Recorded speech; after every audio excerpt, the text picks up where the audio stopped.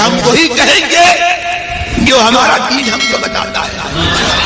عمل کرو تو تمہارا بھلا ہے، نہیں کوئی عمل کرے تو نقصان ہمارا نہیں ہے، اسی کا نقصان ہے.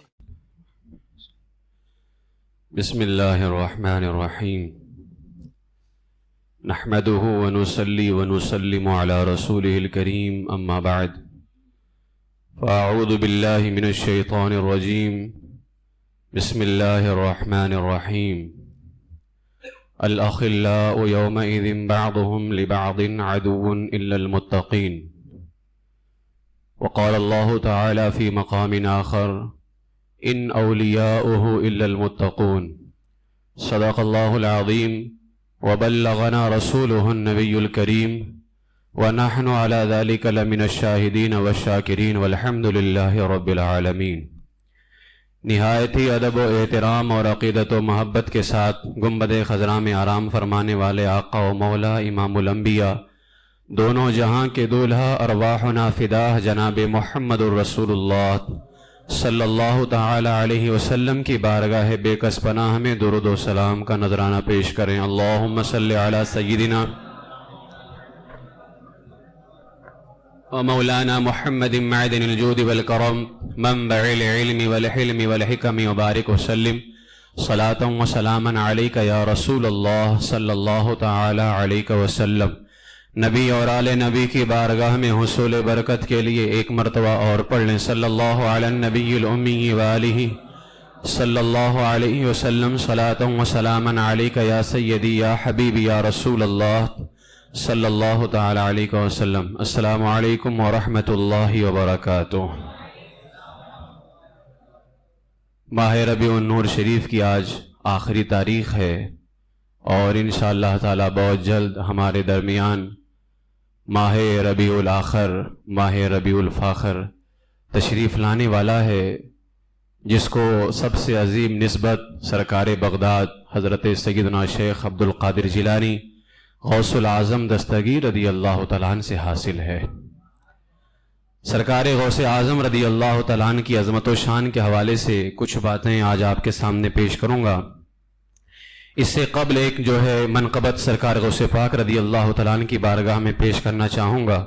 آپ تمامی حضرات سے گزارش ہے کہ مل کر کے بلند آواز سے ساتھ میں پڑھنے کی کوشش کریں. پڑھیں گے انشاءاللہ تبارک و تعالیٰ. درود پاک پیش کر لیں صلی اللہ علی النبی الامی وآلہ صلی اللہ علیہ وسلم. صلاۃ و سلاما علیک یا سیدی یا حبیبی یا رسول اللہ صلی اللہ تعالی علیہ وسلم. تمامی حضرات بلند آواز سے مل کر کے سرکار غوث پاک رضی اللہ تعالیٰ عنہ کی بارگاہ میں یہ کلام میرے ساتھ پیش کریں. شیئا للہ یا عبد القادر یا ساکن بغداد یا شیخ الجیلانی. شیئا للہ یا عبد القادر یا ساکن بغداد یا شیخ الجیلانی. اور بلند آواز سے شیئا للہ یا عبد القادر یا ساکن بغداد. یہ ایک طرح سے دعا ہے. یہ شیئا للہ، اللہ کے واسطے، اے عبد القادر، اے بغداد کے رہنے والے، اے ولیوں کے شیخ، ہم پر نگاہ کرم فرمائیں.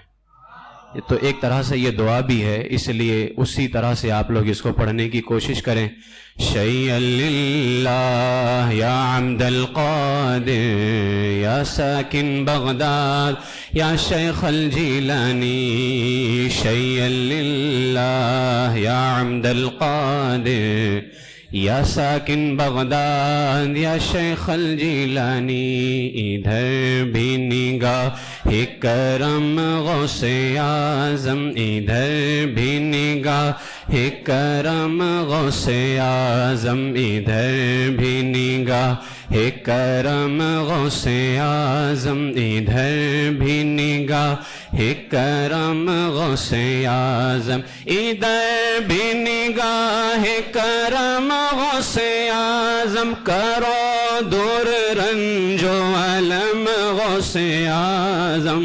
شیئا للہ یا عمد القادر یا ساکن بغداد یا شیخ الجیلانی شیئا للہ یا عمد القادر.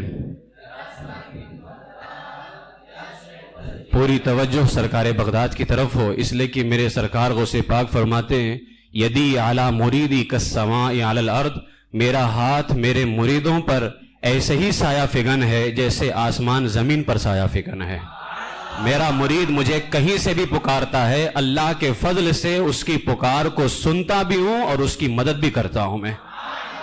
شیئا للہ یا عمد القادر یا ساکن بغداد یا شیخ الجیلانی شیئا للہ یا عمد القادر یا ساکن بغداد یا کھلاتا پلاتا ہے رب دو عالم، کھلاتا پلاتا ہے رب دو عالم، کھلاتا پلاتا ہے رب دو عالم، کھلاتا پلاتا ہے رب دو عالم، تجھے دے کے اپنی قسم غوث اعظم شیئا للہ یا عمد القادر یا ساکن بغداد یا شیخ الجیلانی یا شیخ الجیلانی شیئا للہ یا عمد القادر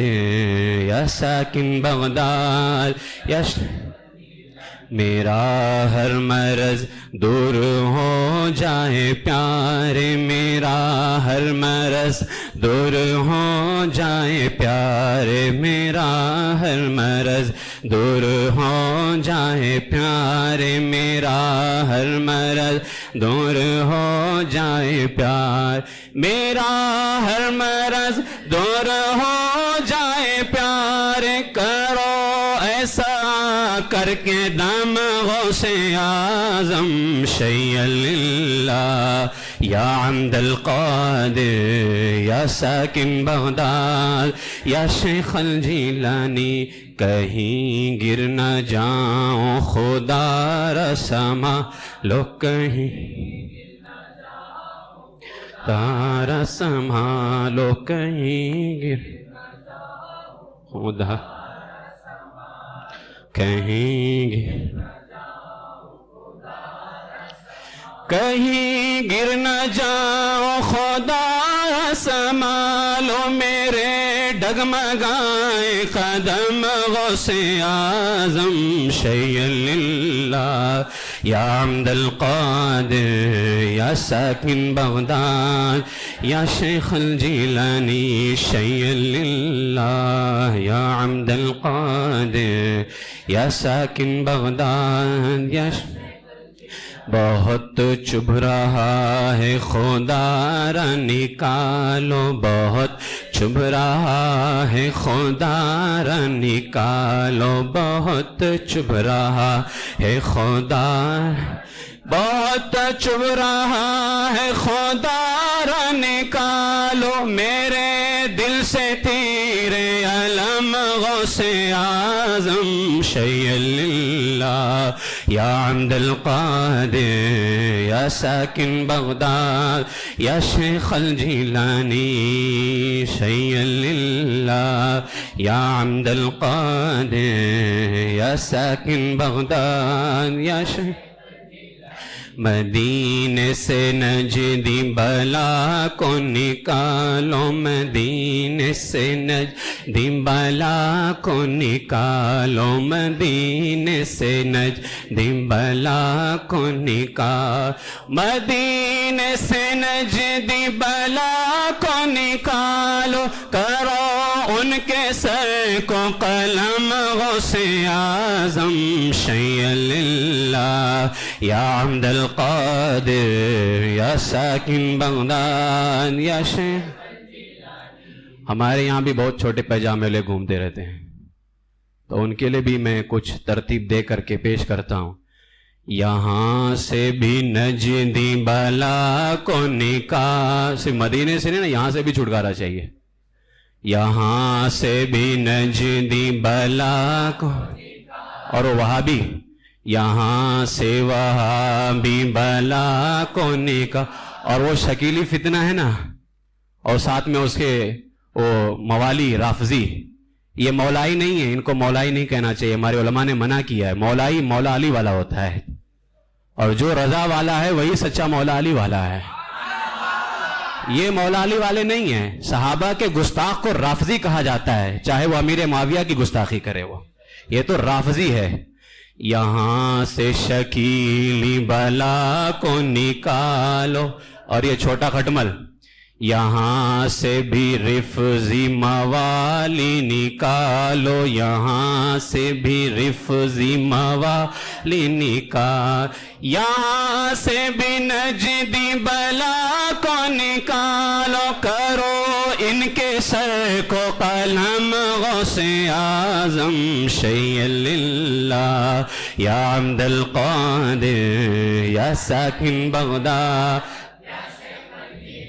جلا پائے گا دل عبید، جلا پائے گا یعنی عبید رضا، رضا کے غلام کا دل زندہ ہو جائے گا، جلا کہتے ہیں زندگی کو، جلا پائے گا دل عبید رضا کا، یعنی رضا کے غلام کا دل زندہ ہو جائے گا۔ کب؟ جلا پائے گا دل عبید رضا کا، جلا پائے گا دل عبید رضا، جلا پائے گا دل عبید رضا کا، ذرا رکھ دو اپنا قدم غوث اعظم شیء للہ، یا عبد القادر یا ساکن۔ یہ کلام تو دوسرے کا لکھا ہوا ہے، لیکن میں اس میں اخیر کے اندر میں وہ شعر ایڈ کرتا ہوں جو میرے سلطان کا طریقہ ہے، میرے سرکار غریب نواز کا۔ جب غوث پاک رضی اللہ تعالیٰ نے فرمایا قدمی ہاذہ علی رقبۃ کل ولی اللہ، میرا یہ قدم سارے اولیاء اللہ کی گردنوں پہ ہے، سب نے جھکا دیا۔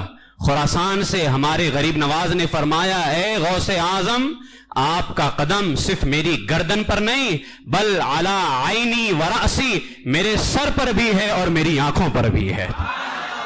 تب غوث اعظم کی بارگاہ سے انعام ملا، غریب نواز جاؤ تمہیں ہندوستان کا سلطان بنایا جاتا ہے۔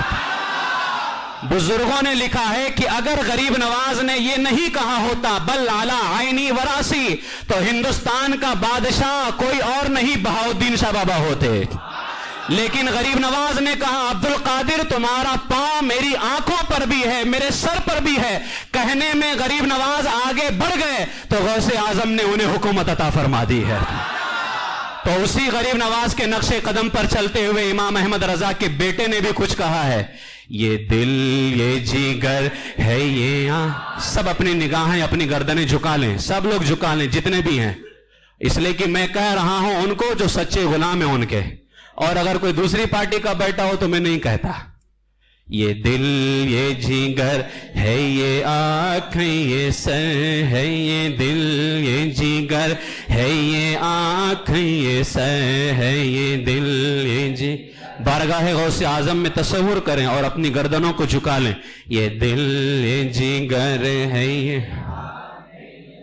یہ دل یہ جگر ہے یہ آنکھیں یہ سر ہے، یہ دل یہ جگر ہے یہ آنکھیں یہ سر ہے، یہ دل یہ جگر ہے یہ آنکھیں یہ سر ہے، یہ دل یہ جگر ہے یہ آنکھیں یہ سر ہے، یہ دل یہ جگر ہے یہ یہ دل یہ جگر ہے یہ آنکھیں یہ سر ہے، جہاں چاہو رکھو قدم غوث اعظم شیء للہ، یا عبد القادر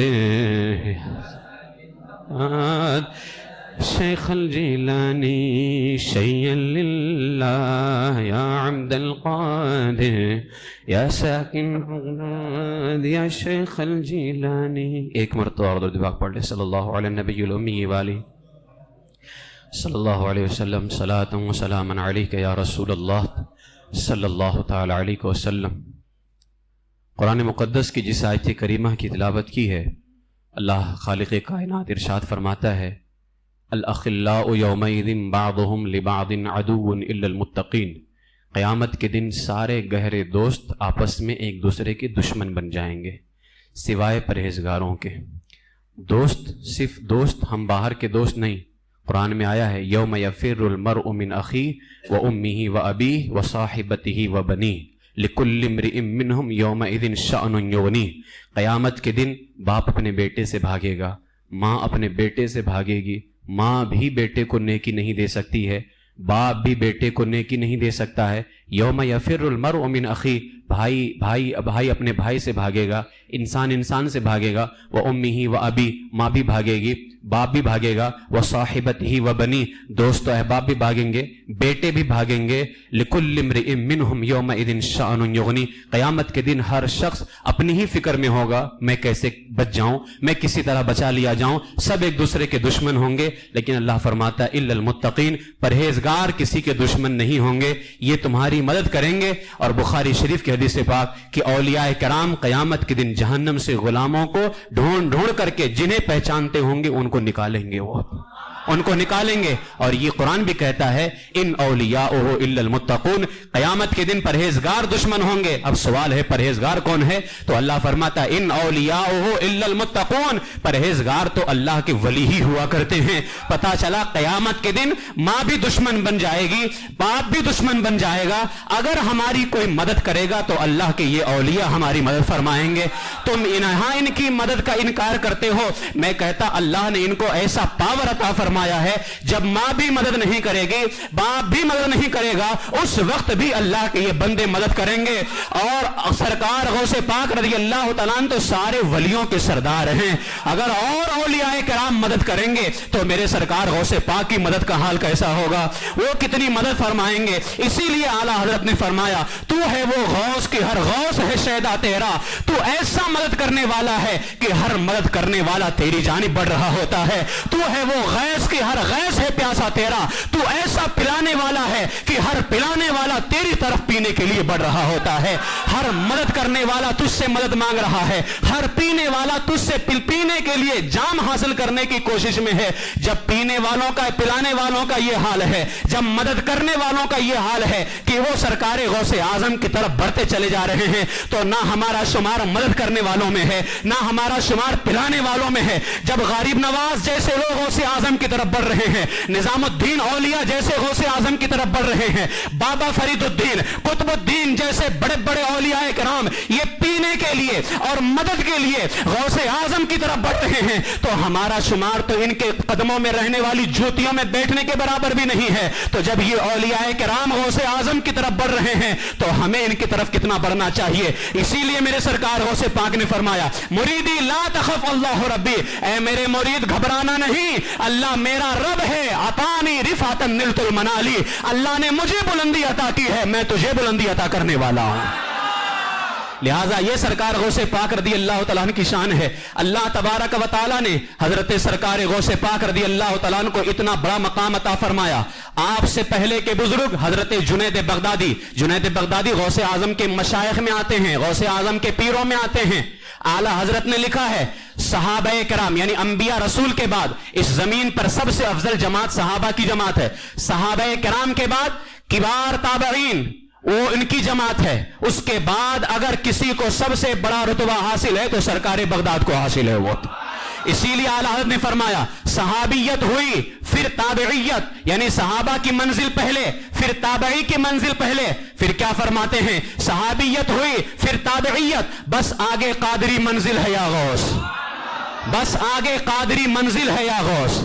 تو سرکار اعلیٰ حضرت نے فرمایا کہ صحابہ اور کبار تابعین کے بعد امت کے اندر سب سے بڑا رتبہ اگر کسی کا ہے تو سرکار بغداد رضی اللہ تعالیٰ عنہ کا ہے، غوث العظم دستگیر رضی اللہ تعالیٰ عنہ کا ہے۔ حضرت جنید بغدادی نے اپنے زمانے کے اندر فرمایا، ابھی غوث اعظم پیدا نہیں ہوئے، فرمایا مجھے عالم غیب سے معلوم ہوا ہے 5ویں صدی کے اندر سید المرسلین کی پاک اولاد میں سے ایک कुतुब आलम पैदा होगा जिसका लक़ब मुहियुद्दीन होगा, नाम सैयद अब्दुल कादिर होगा, वो गौसे आजम होगा, जीलान में पैदा होगा और रसूल पाक अलैहिस्सलाम की औलाद में से अइम्मे किराम और सहाबे किराम के बाद हर शख्स पर अल्लाह उसे फजीलत अता फरमाएगा और अल्लाह ऐसी फजीलत अता करेगा कि वो मिंबर पर खड़े होकर के कहेगा कदमी हाज़िही अला रक़बति कुल्ली वलिय्यिल्लाह। सुन लो, सिवाय सहाबा के, सिवाय ताबईन के जितने वली मुझसे पहले आए और मेरे बाद क़यामत तक के आएंगे, सबकी गर्दनों पर मेरा ये कदम है। और जुनैद बगदादी ने कहा जब वो ऐलान करेगा उससे पहले जितने औलिया अपनी अपनी कब्रों में चले गए वो रूहानियत के अंदर अपनी गर्दनें झुकाएंगे और जितने उसके जमाने में होंगे वो जाहिरी तौर पर झुकाएंगे और जितने पैदा होने वाले होंगे वो आलम अरवाह के अंदर गर्दनें झुका करके कहेंगे ऐ गौसे आजम, आपने ऐलान किया, हमने अपनी गर्दनें झुका दी हैं। इसीलिए आला फरमाते जो वली कब्ल थे या बाद हुए या होंगे सब अदब रखते हैं दिल में मेरे आका तेरा। ये सरकार गौसे पाक रदी अल्लाह तआला का जो है मकाम मर्तबा है। जुनैद बगदादी ने गौसे आजम कहा है तो जुनैद बगदादी भी मुशरिक हो गए। बचा कौन? 14वीं सदी में 1245 हिजरी में जो है नजदी ब्रिटिश गवर्नमेंट के पेट से पैदा होने वाली गैर मुक़ल्लिद अहले हदीस 1245 हिजरी के अंदर पैदा होने वाली ये छोटा सा पिल्ला, ये मुशरिक ना हुआ, बाकी सबके सब मुशरिक हो गए। गौसे आजम अब्दुल कादिर जिलानी को कहा जाता है तो खुदा समझ करके नहीं कहा जाता है, खुदा का बंदा समझ करके कहा जाता है, रसूलुल्लाह का गुलाम समझ के कहा जाता है। गौसे आजम को गौसे आजम इसलिए हम कहते हैं, कहते रसूलुल्लाह को गौसे आजम क्यों नहीं कहते, अल्लाह को गौसे आजम क्यों नहीं कहते? हमने कहा उनका शान, उनकी शान, उनका मकाम इससे भी ज्यादा बुलंद है। गौसे आजम अब्दुल कादिर जिलानी को इसलिए कहते हैं ताकि दुनिया वालों देखो अगर अल्लाह का बंदा इतना बड़ा मदद करने वाला है तो अल्लाह कितनी मदद करने वाला होगा। गौसे आजम को रसूलुल्लाह का गुलाम समझ करके गौसे आजम कहते हैं और दुनिया को बताते हैं अगर रसूलुल्लाह के दर का गुलाम इतना बड़ा मदद करने वाला है तो मदीने का ताजदार कितना मदद करता होगा। ये गौसे आजम की शान है। तो कहते हैं गौसे आजम कह दिया तो खुदा कह दिया, माज़ अल्लाह रब्बिल आलमीन। कोई तसव्वुर करता है खुदा? कोई तसव्वुर नहीं करता। जब कोई रसूलुल्लाह को तसव्वुर नहीं करता है तो गौसे आजम को कैसे तसव्वुर कर सकता है? हजरत सरकार गौसे आजम रदी अल्लाह तआला की शान है। सरकार गौसे पाक रदी अल्लाह तआला का मकाम मर्तबा क्या है, इस हवाले से कुछ बातें आपके सामने पेश करता हूं। 4 इमामों में से एक इमाम है हजरत इमाम अहमद इब्न हंबल। 4 इमामों में से आते हैं दुनिया में इनके मानने वाले। हजरत इमाम अबुल हसन अली बिन हैती फरमाते हैं मैंने सरकार गौसे पाक के साथ इमाम अहमद इब्न हंबल के मजार शरीफ की जियारत के लिए गया। तकरीबन 200 साल से ज्यादा जमाना गुजर चुका है इमाम अहमद इब्न हंबल को पर्दा करके। इमाम अली हैती फरमाते मैं गौसे आजम के साथ इमाम अहमद इब्न हंबल के मजार पे गया। मजार पे जा रहे हैं जो आज इमाम अहमद रजा के मानने वाले जा रहे हैं, गौसे आजम भी मजार पे जा रहे हैं। इमाम अहमद इब्न हंबल के मजार पे गए। कहते हैं मैंने देखा कि इमाम अहमद इब्न हंबल अपनी कब्र से बाहर तशरीफ लेकर के आ गए। गौसे आजम जैसे ही पहुंचे कब्र से बाहर तशरीफ लेकर के आए। जैसे ही आए गौसे पाक को अपने सीने से लगाया और बेहतरीन लिबास पहना करके इमाम अहमद इब्न हंबल जिनकी पैरवी वाजिब है, 4 इमामों में से किसी की भी पैरवी वाजिब है, फरमाया गया इमाम अहमद इब्न हंबल अपनी कब्र से बाहर आए और लिबास पहना करके गौसे आजम से फरमाया ए शेख अब्दुल कादिर, बेशक मैं इल्मे शरीअत में, इल्मे हकीकत में, इल्मे हाल में, इल्मे हाल के अंदर, फेले हाल के अंदर अगर किसी का मोहताज हूं तो मैं तुम्हारा मोहताज हूं।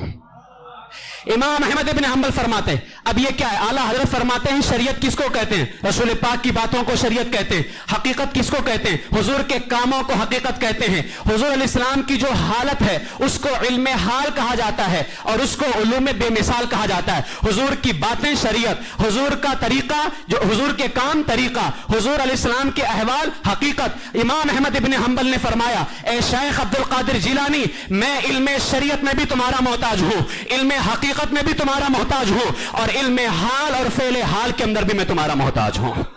یہ سرکار امام احمد ابن حنبل بارگاہ غوث اعظم میں فرماتے ہیں. اس کے بعد فتاوی رضویہ کے اندر اعلیٰ حضرت نے لکھا ہے کہ سرکار غوث پاک ہمیشہ سے حنبلی تھے, امام اعظم کے امام احمد ابن حنبل کے مذہب پر تھے, اور بعد کو جب خود غوث اعظم منصب اجتہاد کو پہنچ گئے, یعنی آپ خود قرآن و حدیث سے مسئلہ نکالنے لگے, تو آپ جب خود قرآن و حدیث سے مسئلہ نکالنے لگے, اور اگر کوئی خود قرآن و حدیث سے مسئلہ نکالنے لگ جائے تو اس پر تقلید واجب نہیں ہوتی ہے, وہ خود قرآن و حدیث سے مسئلہ نکال کر کے عمل کرے گا. لیکن آپ پھر بھی مذہب حنبلی پر قائم رہے, اس لیے کہ مذہب حنبلی کو آپ نے کمزور ہوتا ہوا دیکھا کہ مذہب حنبلی کمزور ہو رہا ہے, اور اللہ تعالیٰ کا ارادہ یہ ہے کہ یہ چاروں مذہب دنیا میں قائم رہیں. تو تین مذہب تو پوری آن بان شان کے ساتھ قائم تھے, مذہب حنبلی کمزور ہو رہا تھا. غوث اعظم خود قرآن و حدیث سے مسئلہ نکال سکتے ہیں, لیکن جب آپ نے دیکھا کہ مذہب حنبلی کمزور ہو رہا ہے اور اللہ کا ارادہ یہ ہے کہ چاروں مذہب دنیا میں باقی رہیں, اعلیٰ حضرت نے فرمایا خود مجتہد ہونے کے باوجود غوث اعظم نے مذہب حنبلی پر قائم ہو کر کے اور مذہب حنبلی کے مطابق فتویٰ دے کر کے امام احمد ابن حنبل کے مذہب کو آپ نے طاقت عطا فرمائی ہے. یہ امام سرکار بغداد سرکار غوث اعظم رضی اللہ تعالیٰ عنہ کی شان ہے. اسی طریقے سے امام ابو الحسن علی شتنوفی فرماتے ہیں کہ ایک بزرگ انہوں نے رسول پاک کا دیدار کیا اور کہا یا رسول اللہ, میں نے سرکار غوث اعظم کو دیکھا ہے کہ وہ اعلان کرتے ہیں میرا پاؤں ہر ولی کی گردن پر ہے, یا رسول اللہ کیا آپ کی اجازت سے انہوں نے اعلان کیا ہے کہ اپنے سے اعلان کر دیا ہے؟ میرے آقا علیہ السلام نے فرمایا سنو, میرے بیٹے نے اپنے سے اعلان نہیں کیا ہے, اللہ اس کے رسول کے حکم سے اعلان فرمایا ہے. پھر میرے آقا علیہ السلام نے فرمایا سنو, عبد القادر نے جو اعلان کیا ہے سچ کہا, اور کیوں نہ ہو اس زمانے کا عبد القادر ہی قطب ہے اور میں اس کا نگہبان ہوں. فرمایا اس زمانے کا عبد القادر ہی قطب ہے اور میں اس کا نگہبان ہوں. اسی طرح امام ابن حجر مکی شافعی رحمت اللہ تعالیٰ علیہ فرماتے ہیں کہ سرکار غوث پاک رضی اللہ تعالیٰ عنہ کو اللہ تعالیٰ نے جو یہ اعلان کا حکم دیا, اس وجہ سے اعلان کا حکم دیا تاکہ دنیا کو پتا چل جائے کہ اللہ نے اس کو ولیوں پر حکومت عطا فرمائی ہے. اور جب غوث اعظم نے اعلان کیا تو اتنا ہی نہیں, فرمایا دنیا کے تو ولیوں نے گردن جھکائی تھی, فرمایا اولیاء جناتوں نے بھی اپنی گردن کو جھکائی ہے.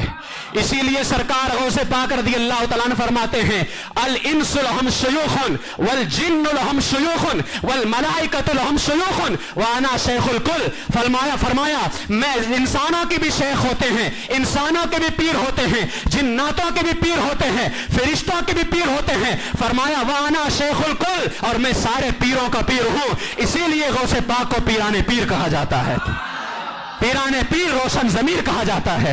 آپ نے فرمایا میں سارے پیروں کا پیر ہوں, جناتوں کے بھی پیروں کا پیر ہوں, اور میں انسانوں کے بھی پیروں کا پیر ہوں, اور رسولان ملائکہ یعنی جو فرشتوں میں رسول ہیں ان کے علاوہ جتنے فرشتے ہیں اللہ نے ان پر بھی مجھے فضیلت عطا فرمائی ہے. یہ سرکار غوث پاک رضی اللہ تعالیٰ عنہ کا مقام مرتبہ ہے. حضرت شیخ عبدالحق محدث دہلوی فرماتے ہیں کہ سرکار غوث پاک کی کرامات تو اتنی زیادہ ہیں جیسے موتیوں, جیسے لڑی جو ہوتی ہے موتیوں کی, اگر ایک موتی نکال دی جائے تو سب ٹوٹتی گرتی رہتی ہے, یعنی اب فوراً جو ہے سلسلہ شروع ہو جاتا ہے. ایک صرف موتی نکال دی جائے تو ساری موتیاں نکلنے لگ جاتی ہیں. فرمایا غوث اعظم رضی اللہ تعالیٰ عنہ کی کرامتوں پر اگر نگاہ ڈالو, ایک کے بعد دوسرا بیان کا دوسری کرامت کا نمبر رہتا ہے, دوسرا ختم ہو جائے تیسری کرامت کا نمبر رہتا ہے. اولیاء کرام نے لکھا ہے جتنے اولیاء کرام دنیا میں ہوئے اگر سب سے زیادہ کسی کی کرامتیں ہیں تو سرکار غوث اعظم رضی اللہ تعالیٰ عنہ کی کرامت ہے. اس لیے کہ سرکار غوث اعظم ولیوں میں ایسے ہی ہیں جیسے میرے آقا نبیوں میں ہیں. میرے آقا نبیوں کے سردار تو یہ ولیوں کے سردار. نبیوں کے سردار کے معجزات سب سے زیادہ سارے نبیوں کے اندر, جتنے معجزے حضور کے اتنے معجزے کسی اور کے نہیں. تو ولیوں کا سردار بھی ایسا ہے, جتنی کرامتیں اس کی ہیں اتنی کرامتیں کسی اور کی نہیں ہیں. یہ سرکار غوث پاک رضی اللہ تعالیٰ عنہ کی شان ہے. حضرت سرکار غوث پاک رضی اللہ تعالیٰ عنہ کے حوالے سے ایک آخری بات میں پیش کر کے اپنی گفتگو کو ختم کرتا ہوں. سرکار غوث پاک رضی اللہ تعالیٰ عنہ دنیا سے تشریف لے کر کے گئے. آپ کا ایک مرید تھا, عقیدت مند تھا, ابھی آپ سے مرید نہ ہوا. اس کا ارادہ تھا کہ میں غوث اعظم کے ہاتھ پہ ہاتھ دے کر کے مرید ہو جاؤں گا، مگر دنیاوی کاروبار کی وجہ سے بہت پھنس گیا۔ 40 سال آپ کی خدمت اقدس میں حاضری کے شرف سے محروم رہا۔ جب سرکار غوث پاک 40 سال ظاہری حیات میں تو وہ بھی تھا، لیکن کبھی ملاقات نہ ہو سکی۔ آخر کار ایک مرتبہ اس نے بغداد کا سفر شروع کیا۔ جب وہ بغداد پہنچا ہے، معلوم ہوا کہ سرکار غوث پاک رضی اللہ تعالیٰ عنہ وصال فرما چکے ہیں۔ جو آج یہ کہتے ہیں یہ پیجامہ اونچا پہننے والے کہ وہ جب زندہ تھے تب مدد کرتے تھے، آج کچھ نہیں کر سکتے، تو کان کھول کر کے سن لو، آج بھی وہ سب کچھ کر سکتے ہیں، وہ آج بھی سب کچھ کر سکتے ہیں۔ انہوں نے کہا کہ سرکار غوث اعظم وصال فرما چکے تھے، میں اپنی مراد پوری نہ ہونے پر بہت مایوس ہوا اور میں نے اپنے آپ کو ہلاک کرنے کا ارادہ کر لیا کہ اب میں ان کا مرید نہ بن سکا، اب میں اپنے آپ کو ہلاک کر لوں گا۔ جیسے ہی دل میں خیال آیا، سوچا کہ کیوں نہ ہلاک کرنے سے پہلے ان کے مزار پہ چلا جاتا ہوں، کچھ ان کے مزار کا فیض حاصل کر لوں۔ سرکار غوث پاک رضی اللہ تعالیٰ عنہ کے مزار شریف پہ آیا، آداب زیارت بجا لایا، سیدنا غوث اعظم رضی اللہ تعالیٰ عنہ کے مزار پہ آیا، ہلاک کرنا چاہتا تھا۔ غوث اعظم کب اپنے چاہنے والے کو ہلاک ہونے دیتے ہیں، کب برداد ہونے دیتے ہیں؟ وہ آیا مزار مبارک پر، حضرت سیدنا غوث پاک رضی اللہ تعالیٰ عنہ کے جیسے ہی مزار پہ آیا، سرکار غوث پاک رضی اللہ تعالیٰ عنہ نے اپنی قبر انور سے اپنا ہاتھ باہر نکالا اور فرمایا مرید ہو جا، میں تجھے برباد نہیں ہونے دوں گا، میں تجھے ہلاک نہیں ہونے دوں گا۔ تفریح الخاطری کے اندر اس روایت کو پیش کیا گیا ہے کہ وہ بندہ فوراً اسی وقت سلسلہ عالیہ قادریہ کے اندر داخل ہو جاتا ہے۔ وہ یہ سرکار غوث پاک رضی اللہ تعالیٰ عنہ کی شان ہے۔ اسی لیے میرے اعلیٰ حضرت نے جو ان کی شان بیان فرمائی ہے، میں اعلیٰ حضرت علیہ الرحمہ کے اشعار پر اپنی گفتگو کو ختم کرتا ہوں۔ سرکار اعلیٰ حضرت علیہ الرحمہ نے سرکار غوث پاک رضی اللہ تعالیٰ عنہ کی شان میں بہت سارے کلام لکھے، لیکن جب آپ نے شروع میں ایک کلام لکھا تو کیا خوب فرمایا، واہ کیا مرتبہ غوث ہے بالا تیرا، اونچے اونچوں کے سروں سے قدم آلا تیرا، سر بھلا کیا کوئی جانے کی ہے کیسا تیرا، اولیاء ملتے ہیں آنکھیں وہ ہے تلوا تیرا، کیا دبے جس پہ حمایت کا ہو پنجا، شیر کو خطرے میں لاتا نہیں کتا تیرا، قسمیں دے دے کے کھلاتا ہے پلاتا ہے تجھے، پیارا اللہ تیرا چاہنے والا تیرا، اس نشانی کے تجھ سے در، در سے سگ اور سگ سے ہے مجھ کو نسبت، میری گردن میں بھی ہے دور کا ڈورا تیرا، اس نشانی کے جو سگ ہیں نہیں مارے جاتے، حشر تک میرے گلے میں رہے پٹا تیرا، ہے رضا یوں نہ بلک تو نہیں جید تو نہ ہو، سید جید ہر دہر ہے مولا تیرا۔ جب یہ کلام لکھا دل ابھی نہیں بھرا، آخر میں فرماتے ہیں فخر آقا میں رضا، اور بھی ایک نظم رفیع چل لکھا لائیں ثنا خانوں میں چہرہ تیرا، اتنا کہہ کر کے پھر شروع ہو گئے اور کہا تو ہے وہ غوث کی ہر غوث ہے شیدا تیرا، تو ہے وہ غیث کی ہر غیث ہے پیاسا تیرا، جو ولی قبل تھے یا بعد ہوئے یا ہوں گے سب ادب رکھتے ہیں دل میں میرے آقا تیرا، سارے اختاب جہاں کرتے ہیں کعبے کا طواف، کعبہ کرتا ہے طواف درے والا تیرا، اور پروانے ہیں جو ہوتے ہیں کعبے پہ نثار، شمع ایک تو ہے کہ پروانہ ہے کعبہ تیرا۔ اس کے بعد فرماتے ہیں آخر میں فرماتے ہیں دو کلام لکھ دیا، آخر مصرے میں کہتے ہیں دل آدھا کو رضا تیز نمک کی دھن ہے، دشمنوں کے زخم کو ذرا اور نمک چھڑکا جائے۔ اب تیسرے کلام کے اندر دھلائی بھی ہو رہی ہے، سرکار غوث پاک کی بڑائی بھی ہو رہی ہے۔ فرمایا دل آدھا کو رضا تیز نمک کی دھن ہے، ایک ذرا اور چھڑکتا رہے خامہ تیرا۔ پھر شروع ہو گئے علامہ قہر ہے اے غوث وہ تیکھا تیرا، مر کے بھی چین سے سوتا نہیں مارا تیرا، اس پہ یہ قہر ہے کہ اب چند مخالف تیرے چاہتے ہیں کہ گھٹا دے کہیں پایا تیرا، عقل ہوتی تو خدا سے نہ لڑائی لیتے، یہ گھٹائیں اسے منظور بڑھانا تیرا، ورفعنا لک ذکرک کا ہے سایہ تجھ پر، بول بالا ہے تیرا، ذکر ہے اونچا تیرا، نہ مٹا ہے نہ مٹے گا، مٹ گئے مٹتے ہیں مٹ جائیں گے آدھا تیرے، نہ مٹا ہے نہ مٹے گا کبھی چرچا تیرا، تو گھٹائے سے کسی کے نہ گھٹا ہے نہ گھٹے، جب بڑھائے تجھے اللہ تعالیٰ تیرا، حکم نافذ ہے تیرا، خامہ تیرا، سیف تیری، اگر کسی کا حکم چلتا ہے تو تیرا حکم چلتا ہے، کسی کا قلم چلتا ہے تیرا قلم چلتا ہے، کسی کی تلوار چلتی ہے تو صرف تیری تلوار چلتی ہے۔ فرمایا حکم نافذ ہے تیرا، خامہ تیرا، سیف تیری، دم میں جو چاہے کرے دور ہے شاہ تیرا، اور فرمایا کنجیاں دل کی خدا نے تجھے ایسی دی کہ یہ سینہ ہو محبت کا خزینہ تیرا، اور دل پہ کندہ ہو تیرا نام کی وہ دزد رجیم، سرکار غوث پاک کا نام دل پہ لکھا ہو اور شیطان آ جائے، اور شیطان سے مراد وہابی ہے کہ یہاں وہابی کیسے آ سکتا ہے، یہاں غوث پاک کا نام لکھا ہوا ہے۔ فرمایا دل پہ کندہ ہو تیرا نام کی وہ دزد رجیم، الٹے ہی پاؤں پھرے دیکھ کے تغرا تیرا، دل پہ کندھا ہو تیرا نام کی وہ دزد رجیم، الٹے ہی پاؤں پھرے دیکھ کے تغرا تیرا، نظام گور میں میزاں پہ سرے پل پہ کہیں نہ چھٹے ہاتھ سے دامان معلّہ تیرا، دھوپ محشر کی وہ جاسوس ہے قیامت، مگر مطمئن ہوں کہ میرے سر پہ ہے پلہ تیرا، مطمئن ہوں کہ میرے سر پہ ہے پلہ تیرا۔ سرکار غوث پاک رضی اللہ تعالیٰ عنہ کی بڑی شان ہے، بڑی شان ہے، بڑی شان ہے۔ کون جانے، جانے خدا جانے رسول، ان کا مقام مرتبہ وہی بڑھانے والے ہیں، وہ جانے کہ ان کا مقام مرتبہ کیا ہے۔ یہ تو بس غلامی تھی سرکار غوث پاک رضی اللہ تعالیٰ عنہ کی بارگاہ میں پیش کرنے کے لیے۔ ہمارے اراکین یہاں پر حاضر ہیں۔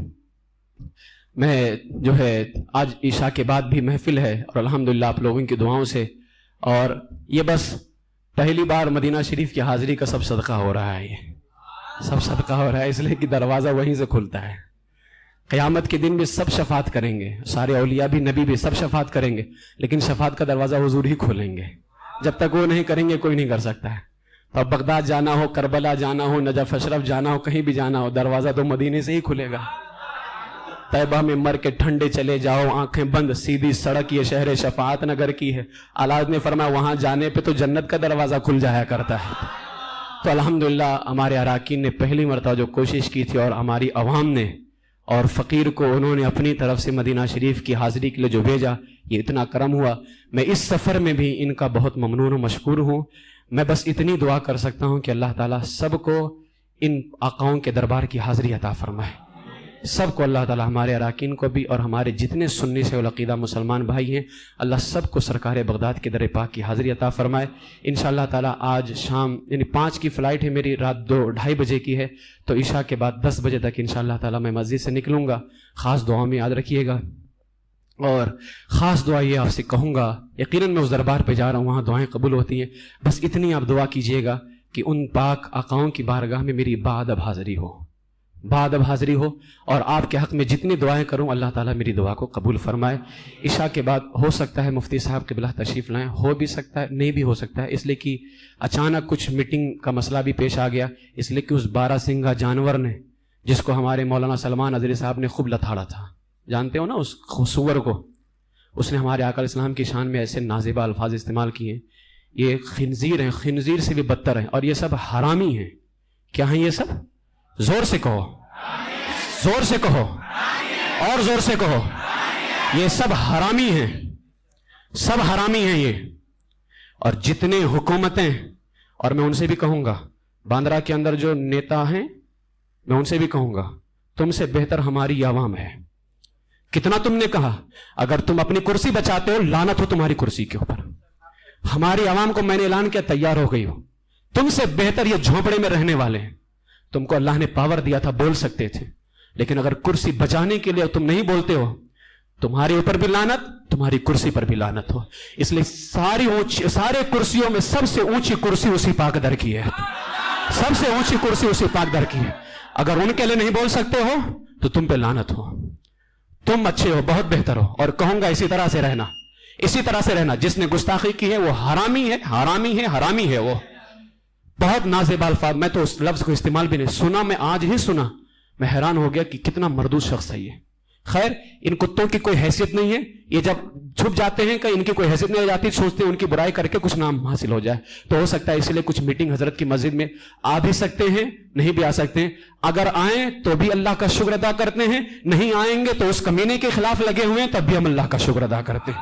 ہمارے علماء اسی طرح سے کام پہ لگے رہیں۔ خیر، لیکن محفل ہوگی، ہمارے عقیل بھائی نعت وغیرہ پڑھیں گے انشاءاللہ تعالیٰ، آپ ضرور تشریف لائیے، اور میں انشاءاللہ تعالیٰ 10 بجے نکلوں گا بھی۔ ہمارے ساتھ معاذگر صاحب بھی ہیں، ہمارے محلے کے ایک مسلم ہے، وہ بھی جا رہے ہیں۔ اللہ تعالیٰ کی بارگاہ میں دعا ہے کہ اللہ تعالیٰ ہم سب کو یہ حاضری کو وہاں قبول فرمائے، اور آپ سب کو اس در پاک کی حاضری عطا فرمائے۔ سب سے پہلے انشاءاللہ تعالیٰ مولا علی کی بارگاہ میں حاضری ہوگی انشاءاللہ تعالیٰ۔ کویت سے ہوتے ہوئے نجف اشرف، آقا و مولا کی بارگاہ میں حاضری، پھر وہاں سے امام آقا اور سردار آقا سیدنا امام حسین رضی اللہ تعالیٰ عنہ کی بارگاہ۔ کیا لطف ہوگا، کیا منظر ہوگا، جن کا ذکر کر کے روتے ہیں ان کی بارگاہ میں حاضر ہونے کا موقع آ گیا۔ یہ خاص اللہ کا فضل ہے، صرف اللہ کا فضل ہے۔ اللہ تعالیٰ ہمارے اراکین کو بھی حاضری عطا فرمائے، اور ہمارے تمام سنی بھائیوں کو اللہ تعالیٰ وہاں کی حاضری عطا فرمائے۔ السلام علیکم ورحمۃ اللہ وبرکاتہ۔